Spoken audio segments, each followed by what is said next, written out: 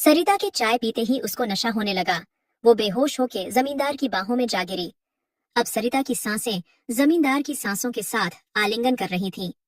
जमींदार ने सरिता को बेड पे लेटाया। उसने समय न बर्बाद करते हुए सरिता के कपड़े उतार दिए और उसके गोरे और गठीले बदन को आजाद कर दिया। जमींदार वहीं खड़े होके सरिता के जिस्म की खूबसूरती को निहार रहा था और कुछ न सोचते हुए उसके जिस्म पर टूट पड़ा। और नमस्कार दोस्तों, आज की इस रोमांचक कहानी में आप सबका स्वागत है। सरिता एक छोटे से गांव में रहती थी। कुछ दिनों पहले ही उसके पति रमेश का एक लंबी बीमारी की वजह से देहांत हो गया था। उसका एक 5 साल का बेटा था जिसका नाम राहुल था। वो अकेले ही राहुल को पाल रही थी। सरिता अब बहुत ही परेशान रहने लगी थी, क्योंकि वो इस लायक भी नहीं थी कि अपने बेटे का पेट भर सके। उसके पास कमाई का कोई जरिया नहीं था। राहुल के पापा की छोटी सी जमीन थी, उससे ही घर चलता था। कई साल पहले उस गांव में सूखा पड़ा था, जिस वजह से खेत में अनाज नहीं हुआ था। तब घर चलाने के लिए रमेश ने गांव के जमींदार से कर्ज लिया था। कुछ सालों बाद कर्जा वापस न चुकाने की वजह से रमेश का खेत उस जमींदार ने हड़प लिया। सरिता दिखने में बेहद खूबसूरत थी। उसका गोरा रंग, गठीला बदन किसी भी आदमी की नीयत खराब कर सकता था।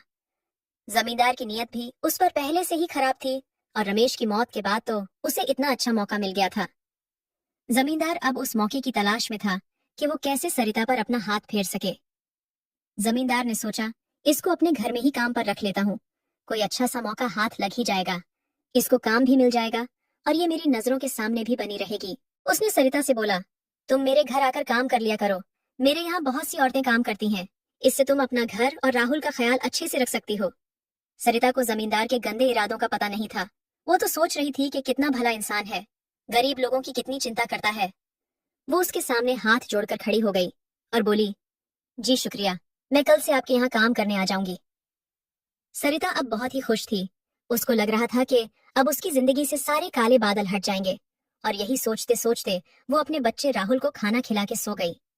नई सुबह हुई सरिता राहुल को नाश्ता खिला के जमींदार के यहाँ काम करने चली गई। जमींदार ने अपनी पत्नी से कहा कि आज से सरिता हमारे यहाँ काम करेगी। तुम इसको समझा दो कि क्या काम करना है। जैसे जैसे वक्त बीतने लगा था, सरिता ने पूरे घर की जिम्मेदारी उठा ली। जमींदार की बीवी सरिता के काम से बहुत खुश थी।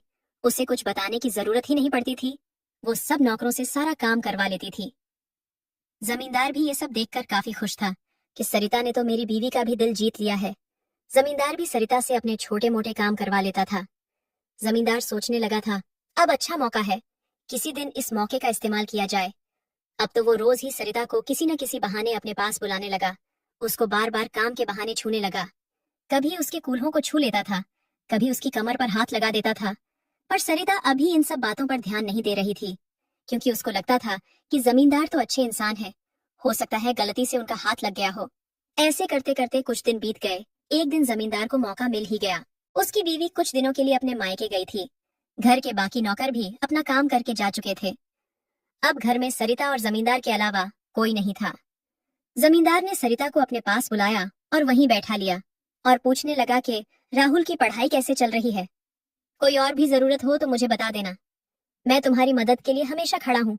और ऐसा कहते कहते उसने सरिता की तरफ एक चाय का कप बढ़ाया।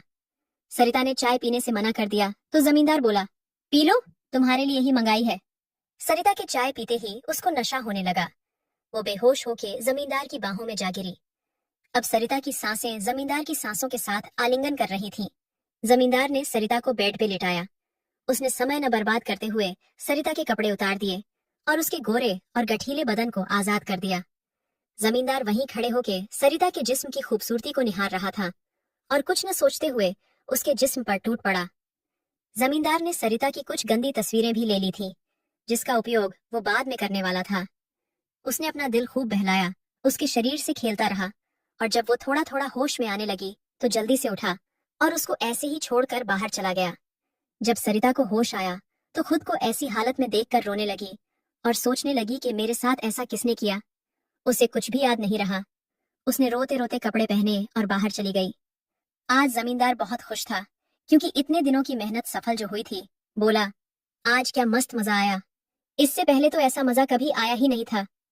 अब तो रोज उसके ऐसे ही मजे लूंगा। और उधर सरिता ये सोच सोच के परेशान थी कि मेरे साथ ऐसी घिनौनी हरकत किसने की। उसको जमींदार पर बिल्कुल भी शक नहीं था कि वो ये सब कुछ कर सकता है। वो परेशान होती रही, उसे चैन नहीं आ रहा था। सुबह जमींदार के घर गई। जमींदार उसको देखता और मुस्कुरा देता था तो वो भी मुस्कुरा देती थी, पर वो ये समझ नहीं पा रही थी कि उनकी मुस्कुराहट का राज क्या है।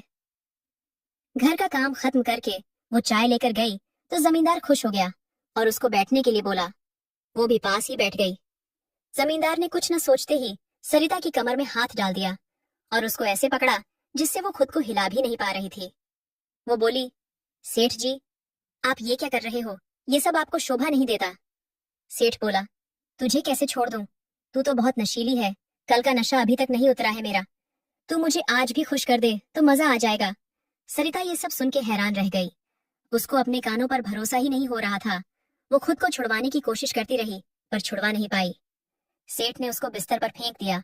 वो मना करती रही, चिल्लाती रही, पर उसकी एक भी न सुनी। सेठ अपनी मनमानी करता रहा और जब जाने लगा तो उससे बोला कि आज तो कल से भी ज्यादा मजा आया। कल इसी टाइम चुपचाप से आ जाना, नहीं तो अच्छा नहीं होगा। वो बेचारी खुद को कोस रही थी कि हम गरीबों के साथ ही ऐसा जुल्म क्यों होता है।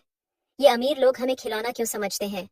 क्या अब मुझे जिंदगी भर इस आदमी के हाथों तिल तिल मरना पड़ेगा? मैं गरीब किसी से कुछ बोल भी नहीं सकती क्योंकि सेठ बड़ा आदमी है, सब उसी की ही बात मानेंगे। मेरा छोटा सा बच्चा है, उसको लेकर कहाँ जाऊंगी? मुझे तो लोग गांव से ही निकाल देंगे। अब शायद यही मेरी किस्मत है, मुझे ऐसे ही सब बर्दाश्त करना होगा। कई सालों तक ऐसे ही चलता रहा।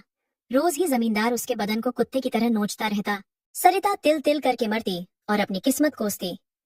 हर बार वो यही सोचती कि क्या कभी ऐसा दिन आएगा जब मुझे इस कुत्ते से आजादी मिलेगी। हम गरीबों की यही कहानी है। मौत से भी बदतर अपनी तो जिंदगानी है।